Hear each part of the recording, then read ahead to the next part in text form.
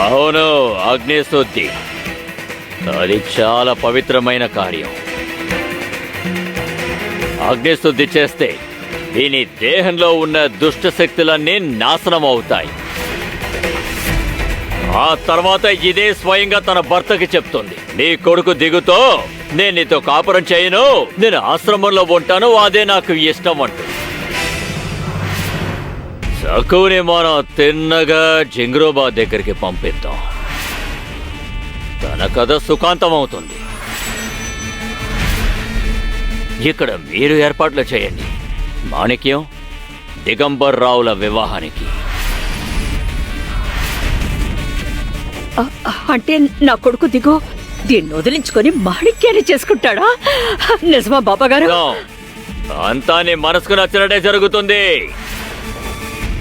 పండుగ దినాల్లో నాకు కావలసిన వాళ్లకు నేను బంగారు నగల్ని పోత పూసినవి కావండి, అసలు సిసలైన బంగారాన్నిచ్చి శుభాకాంక్షలు తెలుపుతాను. ఇదంతా జరగాలంటే నువ్వు నాకు అనుమతి ఇవ్వాలి మనోరమా. నాకు పూర్తి అంగీకారం బాబాగారు, మీకు నచ్చినట్టు చేయండి.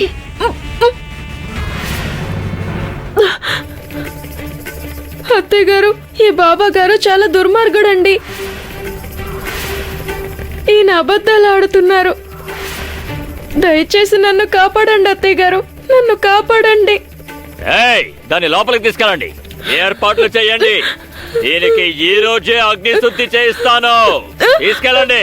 వదలండి, నన్ను వదలండి. అత్తయ్య గారు, అత్తయ్య గారు, నన్ను కాపాడండి. మనోరమా, ఈ అగ్నిస్తుతి కార్యక్రమం చాలా కఠినమైనది.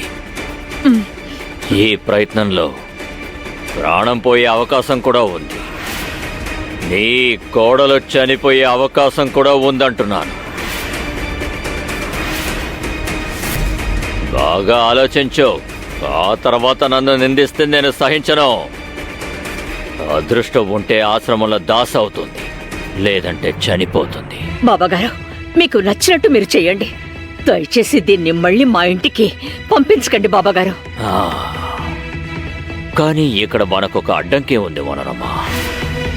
సకు గుప్పట్లో ఉన్న నీ కొడుకు నేను కార్యక్రమం మొదలెట్టాక అడ్డొస్తే జింగ్రోబా ఆగ్రహానికి గురవుతాడు. ఆ తర్వాత నీ ఇష్టం. సకు ఇంటికి వస్తుంది, మళ్ళీ నీకు తలనొప్పిలా తయారవుతుంది. లేదు బాబాగారు, నా కొడుకు దిగు మీకు అస్సలు అడ్డు రాడు. మీరు అగ్నిసిద్ధి మొదలు పెట్టండి, నేను మీకు మాటిస్తున్నాను. సక్కుకి మోక్షం కలిగిస్తేనే అది మారుతుంది. జై జింగ్రోబా! జై జింగ్రోబా!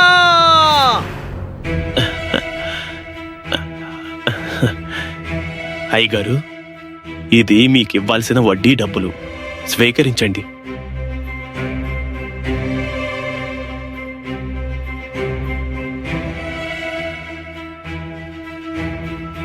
మంచిది, ఇక నేను వెళ్ళొస్తాను.